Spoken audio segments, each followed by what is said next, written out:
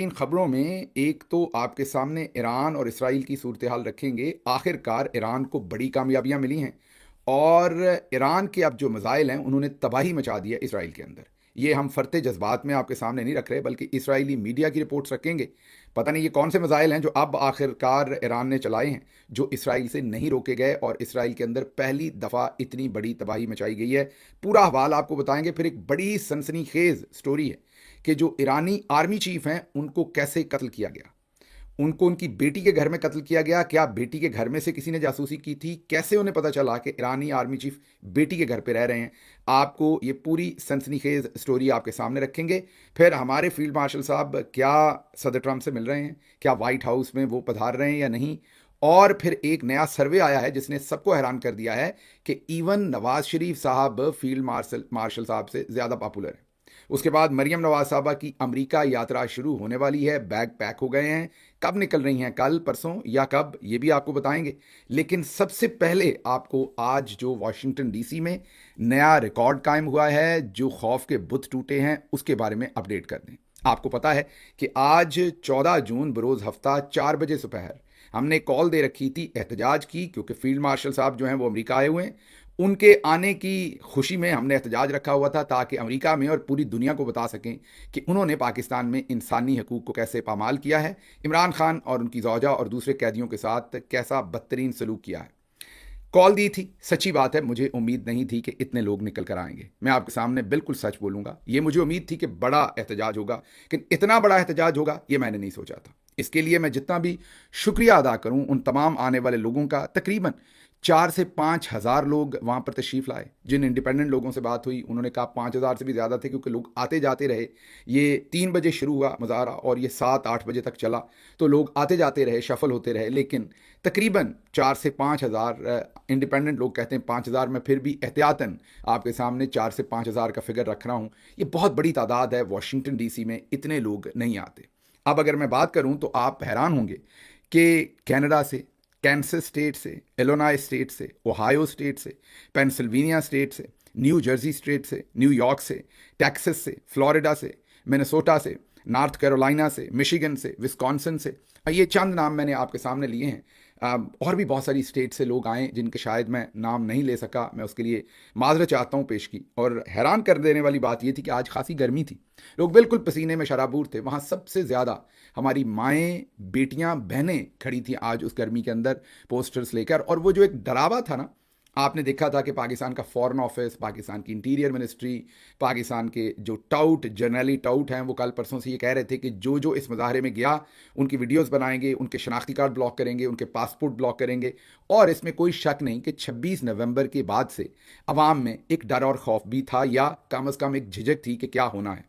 इस तरह से लोग टूट कर बाहर नहीं आए थे पहले, और यही वजह थी कि मुझे डर था कि कहीं ये ना हो कि कम लोग आएँ। उम्मीद मुझे थी कि अच्छा शो होगा, लेकिन इतना बड़ा शो होगा ये मुझे यकीन कीजिए अंदाज़ा नहीं था, जिसके लिए मैं हाथ बांध के आपका शुक्रिया अदा करता हूँ। आपने मेरी इज़्ज़त भी रखी, हमारी टीम की भी इज़्ज़त रखी, आपने हमारी लाज रखी। क्योंकि जैसे ही इसकी कॉल मुझे हमने दी और मैंने आप लोगों को बार बार कहा, तो पाकिस्तान के अंदर जो जर्नैली टाउट थे उन्होंने मुझे सिंगल आउट करके कहा कि अब सारे बाकी लोग तो इधर उधर हो गए हैं। क्योंकि आपको पता है कि पाकिस्तान में तो हमारी जो पार्टी का रैंक एंड फाइल है, वो किसी भी वजह से, बावजूद, मैं ये नहीं कह रहा, तनकीद नहीं कर रहा, बल्कि किसी भी वजह से वो इस एहतजाज की ओनरशिप नहीं ले पा रहे थे या नहीं ले रहे थे।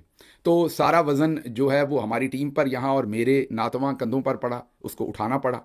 ज़ाहिर है एक तरीका तो ये है कि हम भी आराम से खेसी लें, मीन खेस लें और आराम से लेट जाएं, आपके सामने वीलॉग किया करें, ऐसी कोई चीज़ करें ही ना केस बयान दें, ना फील्ड मार्शल साहब के बारे में कोई बात करें, तो हमारे लिए भी राम भली करेगा, फिर सब चल सो चल है।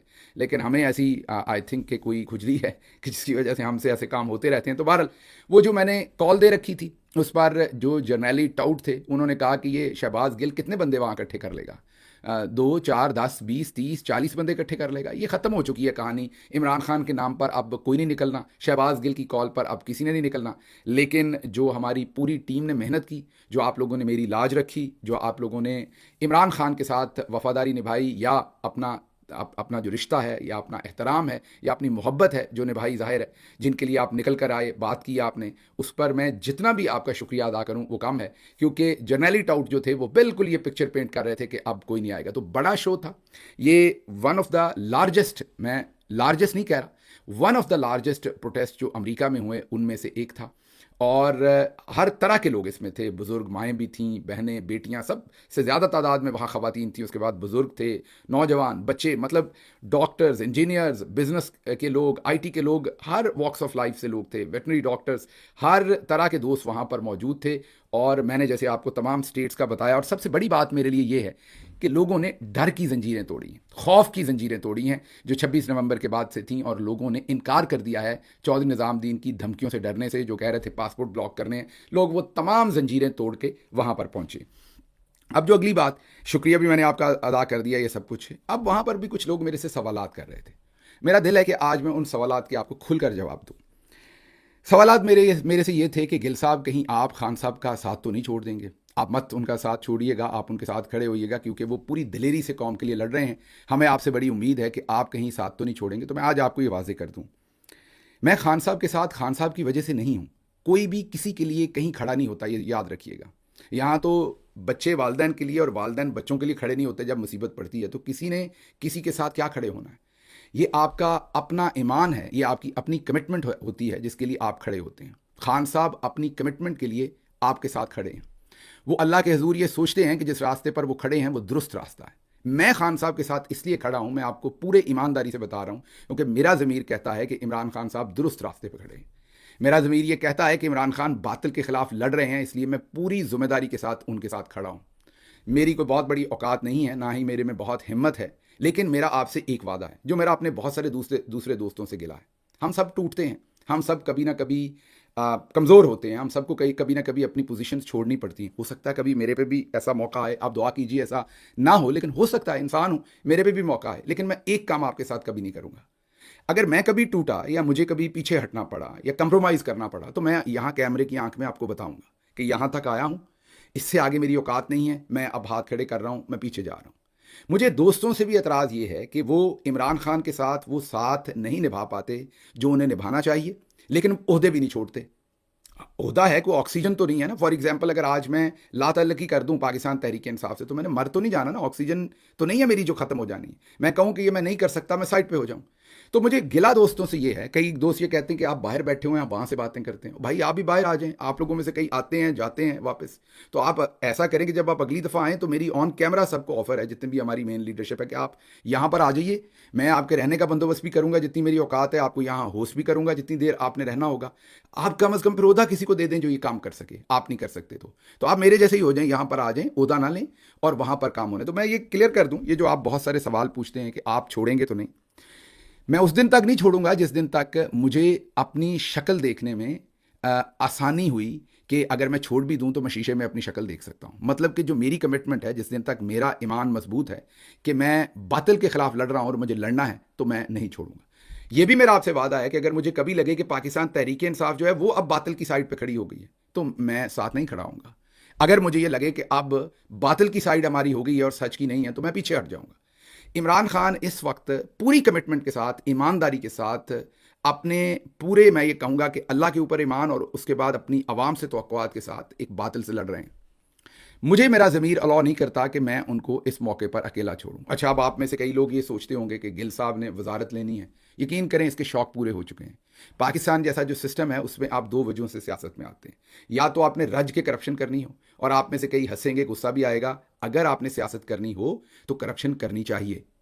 मुझे पता है ये अच्छी बात नहीं जो मैं आपको कह रहा हूँ, लेकिन पाकिस्तान जैसे मुल्क में जो चौधरी निज़ामुद्दीन ने 77 साल में पॉलिटिशियंस के लिए जो माहौल बना दिया है, उसमें हर पॉलिटिशियन को पता है कि आज हुकूमत में है तो कल अपोजिशन में आना है, अपोजिशन में आपको एग्जाइल में भी रहना है, आपको एयर टिकट्स भी लेनी है, आपको जाकर वहाँ पर लॉबिंग भी करनी है, आपके पीछे से घर बार सब कुछ तोड़ा जाना है, कारोबार बर्बाद होने हैं। इसी जैसे आप इंश्योरेंस लेते हैं ना, एक डॉक्टर को समझ आएगी, जैसे वो लाइबिलिटी इंश्योरेंस लेते हैं, ऐसे ही वहाँ लाइबिलिटी इंश्योरेंस तो है नहीं पॉलिटिशियन की, कि अगर उसको एक दिन वो हुकूमत में, अगले दिन उठा के उसे जेल में डाल दिया तो वो किधर जाएगा। तो उसके बाद लाइबिलिटी इंश्योरेंस तो है नहीं। तो ज़्यादातर सियासतदान फिर कहते हैं लगा लो मौज जितनी लगती है। अब हमारे जैसे लोग जो मुंह के तुर्श हैं, वो या तो मुंह की तुर्शी ख़त्म करें तो फिर करप्शन कर सकते हैं। कोई वली अल्लाह तो खुदा न खास्ता हम भी नहीं हैं, हम भी गुनाहगार हैं। अगर मुंह के तुर्श ना हो तो शायद हम भी करप्शन कर सकें। तो अब करप्शन तो करनी नहीं आनी, मुंह की जो तुर्शी है इसकी वजह से की भी तो निभाई नहीं जानी। तो इसलिए मेरा जो ओहदे हैं, वजारतें हैं, उनसे जो मेरा शौक़ है वो उतर चुका है। मजीद मेरे अंदर वो शौक नहीं है, क्योंकि मैंने आपको कहा कि या तो आपने करप्शन करनी है तो आप ओहदे लें, अगर आपने खिदमत करनी है तो ओहदे के बगैर भी होती है। दूसरा, मुझे ये भी पता है कि पाकिस्तान में जिस तरह की सियासत है, जो हमारे जैसे लोग हैं, वो एक पंजाबी कहते ने, वो मौसम वांगू बदल गए, असी रुखा वांगू खड़े रहे। मीना हम दरख्तों की तरह खड़े रहे, वो मौसम की तरह बदल गए। जिस दिन बाहर आनी है ना, मैं अभी आपको बता देता हूँ, ये सब जो 2 नंबरियाँ कर रहे हैं ना, ऊपर से नारे मार रहे हैं, अंदर से जर्नैलों के साथ हाथ मिलाए हुए हैं, ये फिर आगे होने हैं और मेरे जैसे जो हैं वो पीछे होने हैं। तो मैं अगर आज इमरान खान के साथ खड़ा हूं, तो मुझे कोई, खुदा को गवाह बना के आपको बता रहा हूं कि मुझे कोई ऐसी उम्मीद नहीं कि मुझे बड़ा ओहदा मिलना है या मैं ओहदे के लिए, बल्कि मुझे इस बात की पूरी क्लैरिटी है कि जब बाहर आएगी तो वो तमाम जो पैरासाइट्स हैं, जो अब छुपे हुए हैं, इधर उधर हुए हैं, उन्होंने सबसे निकल के आना है। उन्होंने कहना है जी, वो उन्होंने ऐसी ऐसी कहानियां सुनानी है कि जो मेरे पे या किसी और पे जुल्म हुआ वो भूल जाना, दुनिया ने कहना इन्हीं पर सबसे ज़्यादा जुल्म हुआ। उसमें झूठ भी होना है, सच भी होना है, आमेजिश होनी है। इसलिए जो मैं, आप मेरे से बार बार सवाल, आज कुछ बहनें माएँ पूछ रही थी कि बेटा आप तो नहीं पीछे हट जाओगे, तो जी जिस दिन तक तो मेरी औकात है मैं खड़ा हूं। जिस दिन मैं पीछे हटा, मेरा आपसे वादा है कि बता के हटूंगा। ये 2 नंबरी नहीं करूंगा कि मैं अंदर से हट गया हूं और ऊपर से नारे मारूं, पोजीशन भी होल्ड करूं, अपनी बात भी वही रखूं, आपको भी बेवकूफ़ बनाऊं, खान साहब के जो कॉज है उसको भी नुकसान पहुंचाऊं, उन्हें भी बेवकूफ़ बनाने की कोशिश करूं। ये काम नहीं करूंगा, क्योंकि मैंने काफ़ी कुर्बानी दी है। अगर मैं इससे आगे ना भी दे सका तो कोई हजीमत वाली बात नहीं, कोई शर्मिंदगी नहीं। मैं खुल के आपको कहूंगा कि यहां तक आया हूं। अब कितने लोग रह गए हैं, ईमानदारी से दिल पे हाथ रख के बोलिए, कोई 4 या 5 एक हाथ की उंगलियों वाले लोग रह गए हैं जो इमरान खान के साथ पूरी तरीके से खड़े हैं। आपको पता है इस बात का, मुझे कुछ ज़्यादा कहने की ज़रूरत नहीं है। इसलिए अगर उन 4-5 में मैं अभी तक आया हूं और आगे नहीं भी चलूंगा, तो मुझे कम अज़ कम यकीन कीजिए मेरा दिल क्लियर होगा, मेरा ज़मीर क्लियर होगा, मुझे शर्मिंदगी नहीं होगी। मेरे में जितनी औकात थी वहां तक आया, लेकिन आपसे 2 नंबरी नहीं करूंगा। इसलिए आपने जब भी मुझसे आइंदा ये सवाल करना है, ये सोच कर करना है कि मैं इमरान खान साहब के साथ ना ओहदे के लिए हूं आने वाले वक्त में। ये ज़हन में रखिएगा। मैंने आपको वजह बता दी कि ना करप्शन करनी है और ना ही पैरासाइट्स की तरह चालें कर सकूंगा मैं। तब भी, जैसे अभी नहीं, हर दिन आप यही सोचते शहबाज गिल को पॉलिटिकल कमेटी से निकाल दो, शहबाज गिल को कोर कमेटी से। आपने कभी सोचा अपने दिमाग में कि ये क्या करता है ऐसा जो हर हर दूसरे दिन लोग कहते हैं? तो सोचें, अभी तो बुरा वक्त है, अभी तो मेरी ज़रूरत है। ज़रूरत का मतलब कि सख्त बोलने की ज़रूरत है, जो कोई भी नहीं बोल रहा। शायद मैंने आपको कहा कि 2-3 लोग बोल रहे होंगे, जिनमें से एक मैं हूँ। तो अभी तो ज़रूरत है। तो ये हाल है। जब बाहर आएगी, फल लगेंगे, तो फिर हमारे जैसे को तो डंडे मार के सबसे बाहर बैठाया जाएगा। इसलिए मुझे कोई, अल्लाह ने मुझे अकल दी है, दुनिया की बेहतरीन यूनिवर्सिटी में कुछ 14-15 साल पढ़ाया है, लीडरशिप में PhD की है, तो बिल्कुल चानन है मुझे कि फ्यूचर क्या है। मैं अच्छे वक्त में खान साहब के साथ था, बुरे वक्त में उनको तनहा नहीं छोड़ूंगा। अच्छा वक्त आएगा तो दोबारा आप और मैं खुल के बातें करेंगे, खान साहब से भी खुल के बातें करेंगे और फिर फैसला करेंगे कि आगे क्या करना है। इसलिए मुझे किसी किस्म की कोई इल्यूजन नहीं है, किसी किस्म की फेरी टेल्स नहीं है। मैं इमरान खान के साथ इसलिए हूं कि मुझे इमरान खान हक पर नजर आता है, मुझे इमरान खान बातिल से लड़ते हुए नजर आता है, और मेरा ज़मीर मुझे मलामत करेगा अगर मैं उस शख्स को जो पूरी ईमानदारी से लड़ रहा है उसको तनहा छोड़ दूं। तो मेरा ख्याल आपको जवाब मिल गया होगा। आइंदा आप ऐसा सवाल जब पूछेंगे तो सोच के पूछेंगे। वीलॉग थोड़ा सा 4-5 मिनट लंबा होगा आज का। ये मैं लंबी तमहीद में, जाहिर है मेरे अपने इमोशंस भी हैं इसमें, मेरी अपनी ज़ात भी इन्वॉल्व है, तो ज़्यादा बोल गया, माजरत उसके लिए। अब आगे आपको जवाब दे दें कि जनरल्स और मुर्गी फरोश ग्रुप ने पूरी कोशिश की कि ये एहतजाज जो है वो बेहतर तरीके से ना हो। इस एहतजाज को एक दो दोस्त और हैं जिन्होंने पूरी जिम्मेदारी के साथ, मसलन बरकी साहब ने बड़ी जिम्मेदारी के साथ इसमें अपने जो रिकॉर्ड किए मैसेजेस, अमजद नवाज साहब ने, वकार ख़ान साहब ने, इसी तरीके से राजा याकूब साहब ने, इसी तरीके से हमारे कनेक्टिकट में हमारे जो सेक्रेटरी इन्फॉर्मेशन हैं उन्होंने, इसी तरीके से हमारी और कुछ लीडरशिप ने बड़ी जिम्मेदारी के साथ मैसेजेस रिकॉर्ड करवाए और खड़े हुए इस सारे काम के साथ। लेकिन जो मुर्गी फरोश, आज से हम मुर्गी फरोश को सनी कहेंगे। अगर कोई मुर्गी फरोश साहब का जानने वाला सुन रहा है तो प्लीज़ उन्हें बताइएगा ज़रूर कि शहबाज गिल ने कहा है कि आज से हम मुर्गी फरोश को सनी कहा करेंगे। तो सनी साहब जो हैं, उनका जो ग्रुप था, उन्होंने भरपूर कोशिश की। जितने लोग भी जनरल्स को मिलने गए थे या भेजने वाले जनरल्स के पास वो नेगोशिएशन के लिए, याद कीजिए, या जो लोग गए थे, उन्होंने एक भी मैसेज रिकॉर्ड नहीं करवाया। उनसे लोगों ने कहा बार बार कि आप मैसेज रिकॉर्ड करवाइए। कुछ आए हुए थे लोग, ये नहीं कि आए नहीं थे, लेकिन उन्होंने मैसेजेस रिकॉर्ड नहीं करवाए। वजह जाहिर है, जब वो एक दफ़ा मिल आए हैं तो फिर तवक्कुआत जनरल्स की हैं कि भाई आपने इस काम में नहीं आना, या आपने कोई मैसेज रिकॉर्ड नहीं करवाना, या ऐसे प्रमोट नहीं करना। इतनी मजबूरी जनरल समझते होते हैं। वो तो आपको पता, पाकिस्तान में बहुत सारे लोगों की वो समझते हैं कि यार आपकी पार्टी का काम है या आप जिस साइड पर खड़े हैं वहाँ का काम है, तो चलें ठीक है, आप शक्ल शुक्ल दिखा लें, हुआ है। लेकिन बार बार लोगों के कहने के बावजूद जो मुर्गी फरोश उर्फ सनी, उनका जो ग्रुप है, उन्होंने कोई मैसेज इस प्रोटेस्ट के लिए रिकॉर्ड नहीं करवाया। लोग बार बार उन्हें कहते रहे और फिर कुछ ऐसे मैसेजेस भी आए जो एक आध लोगों ने रिकॉर्ड करवाए जो इस चीज़ को डिल्यूट करने के लिए थे, इसको ख़राब करने के लिए थे। तो उसमें मैं डिटेल में नहीं जाऊंगा, सिर्फ ये बताऊंगा कि अल्लाह ने इज़्ज़त रखी है और कोशिश भरपूर की गई इसको ख़राब करने की, लेकिन आपकी मोहब्बत की वजह से ये कामयाब हुआ और बहुत ही बड़ा और बेहतरीन ये प्रोटेस्ट हुआ। इसके लिए मैं जितने भी लोगों ने इसमें मेहनत की है, हमारी पूरी टीम, उनका मैं शुक्रिया भी अदा करता हूँ और उनको मुबारकबाद भी देता हूँ। आज मेरे आंखों में आंसू भी आए। एक अम्मा थी वहाँ पर, वो आई, उन्होंने मेरे सर पर हाथ फेरा और उन्होंने बताया कि बेटा मेरे शौहर की वफ़ात हो चुकी है, मैं मेरे शौहर की और मेरी अपनी पेंशन मुझे मिलती है जो मेरी ज़रूरत से ज़्यादा होती है। अगर तुम्हें कभी माली तौर पर कोई ज़रूरत हो तो तुमने मुझे ज़रूर बताना है क्योंकि तुम ये जंग लड़ रहे हो। तो मैंने उनकी आंखों में देखा और उस वक्त मैंने सोचा कि कितनी ईमानदारी से लोग पॉलिटिकल पार्टीज़ के साथ, उनके नज़रियों के साथ खड़े होते हैं और उसके बाद सियासतदान इन्हीं लोगों के ख्वाबों को बेच देते हैं, करप्शन करते हैं, दो नंबरियां करते हैं। कहाँ से वो हौसला आता है? और मैंने जैसे पहले कहा कि ये सियासतदानों का अकेला कसूर नहीं, चौधरी निज़ामुद्दीन ने उनके लिए एक स्लिपरी स्लॉप बनाई हुई है, उसमें वो बहते हैं तो बहते चले जाते हैं। जो मैंने कहा कि करप्शन करनी चाहिए वो मैं मुहावरतन कह रहा हूँ, मैं सिर्फ आपको बता रहा हूँ कि शरीफ आदमी के करने का ये काम चौधरी निज़ामुद्दीन ने छोड़ा ही नहीं है। वो चाहते हैं कि सियासतदान जो हैं वो जब आएँ तो दबा कर करप्शन करें क्योंकि उन्हें पता हो कि बस जल्द ही हमारे ऊपर बुरा वक्त आने वाला है। अगली खबर क्विकली आपके सामने रखते हैं कि आर्मी चीफ जो फील्ड मार्शल साहब हैं, क्या वो व्हाइट हाउस में सदर ट्रंप से मिलेंगे या नहीं? तो खबर यह है कि उनकी मुलाकात नहीं होगी क्योंकि इकोनॉमिक टाइम्स ने अब यह खबर दी है कि जो 250वीं मसल्ला अफराज 250 साल की जो सालगिरह है मसल्ला अफवाज अमेरिका की, उनकी जो परेड हो रही है, उसके बारे में इकोनॉमिक टाइम्स अब रिपोर्ट कर रहा है कि बाकायदा व्हाइट हाउस से पूछा गया कि क्या उन्होंने पाकिस्तान के आर्मी चीफ या किसी भी आर्मी चीफ को बुलाया है, तो उन्होंने साफ लफ्ज़ों में इनकार कर दिया कि हमने दुनिया की किसी भी फौज के आर्मी चीफ या जनरल को इस परेड में इनवाइट नहीं किया। ये इकोनॉमिक टाइम्स की खबर है, झूठ है तो उनके ऊपर जाएगा। मैं तो जाहिर एक मोतबर एक अखबार है, दुनिया का ये दूसरा बड़ा अंग्रेजी बिजनेस का अखबार है वॉल स्ट्रीट जर्नल के बाद, 9 लाख के करीब इसकी सर्कुलेशन है। इकोनॉमिक टाइम्स अब ये लिख रहा है कि व्हाइट, और वो साइट कर रहा है, मतलब वो हवा में नहीं लिख रहा, वो कह रहा है कि व्हाइट हाउस ने ये कहा है। तो अगर वो साइट कर रहे हैं व्हाइट हाउस को तो ये खबर गलत नहीं हो सकती। उन्होंने कहा कि व्हाइट हाउस ने इनकार कर दिया है कि जनरल साहब को उन्होंने नहीं बुलाया हुआ। तो अब इसका मतलब है जनरल साहब खुद ही आए हुए हैं। अब अगली खबर जो है वो मैं आपके सामने रखूंगा तो आप हैरान ही रह जाएंगे। एक नया सर्वे आया है जिसके मुताबिक जो आर्मी चीफ हैं फील्ड मार्शल साहब, वो नवाज शरीफ से भी कम पॉपुलर हैं। आप पूछेंगे वो कैसे? ये ज़रा गौर कीजिए, याद कीजिए स्विट्ज़रलैंड में, ये हम स्क्रीन पर आपको दिखा रहे हैं, आवाज़ तो मेरी रहेगी, वीडियो दिखा देते हैं। ये स्विट्ज़रलैंड में याद कीजिए कि जनीवा में मियाँ साहब की और बाजी की चौक पर सर्जरी की थी एक बहन ने, औरत ने, याद है आपको?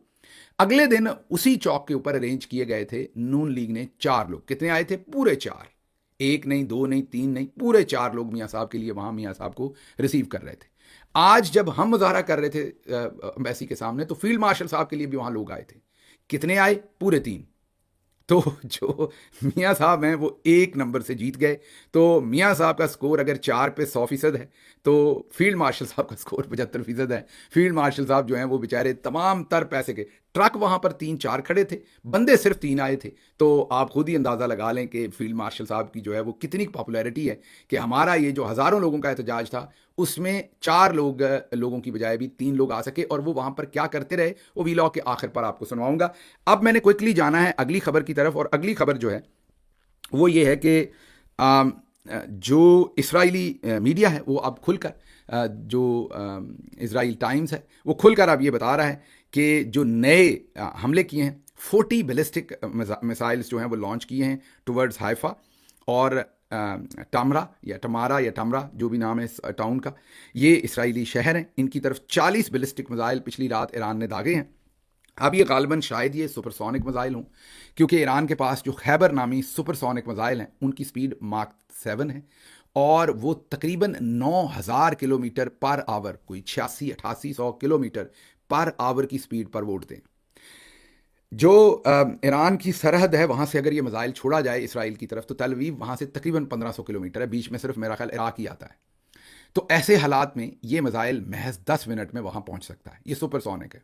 सुपरसोनिक होने की वजह से, स्पीड मार्क 7 होने की वजह से इन्हें आसानी से इसराइल नहीं गिरा सकता। मुझे अब पक्का नहीं पता कि इन्होंने सुपरसोनिक ही चलाए हैं या पहले वाले मिसाइल हैं, लेकिन ये जो रात मिसाइल चले हैं इन्होंने बदतरीन तबाही मचाई है इसराइल के अंदर। मसलन अभी रिपोर्ट इसराइली मीडिया कर रहा है कि 20 इसराइली havanızı फौजी, bildirin. 10 इसराइली फौजी Arena, मारे Dad, गए, you. 10 गायब हैं। ज़ाहिर है गायब हैं तो उनके भी मारे जाने का चांस है। तो ये 20 के करीब नंबर हो गया इसराइली फौजियों की हलाकत का, और 200 से ज़्यादा ज़ख्मी हैं। फिर ये मैं सिर्फ एक जगह की बात कर रहा हूँ, और किसी जगह पर 5 हलाकतें, कहीं पर 4 हैं, कहीं पर 3 हैं, कहीं कोई खातून हलाक हुई है। तो ये पहले दिन इसराइल को अब ये पता चला है कि ये वीडियो गेम नहीं है, ये जंग हो रही है। अब पहले दिन ईरान के जो मिसाइल हैं उन्होंने जाकर स्ट्राइक किया है, और उन्होंने एक तो जो उनका GHQ समझ लीजिए, उसकी बिल्डिंग को भी उन्होंने बहुत बुरी तरीके से डैमेज किया है। फिर एक उनका एक इंस्टीट्यूट फॉर साइंस है, उसको भी, जहां पर ये सारे मिसाइल्स और चीज़ें बनाते हैं उनको भी, फिर जहां से सोशल मीडिया को हैंडल करते थे उस भी सेंटर को इन्होंने निशाना बनाया, और उन तमाम बिल्डिंग्स को जो है वो बहुत बुरी तरह से हिट किया है। और ये जो खबरें हम आपके सामने रख रहे हैं, ये न्यूयॉर्क टाइम्स और दूसरे मोतबर इसराइल टाइम्स, न्यूयॉर्क टाइम्स, इन्होंने मोतबर जो जरीदे हैं उन्होंने ये खबरें तस्वीरों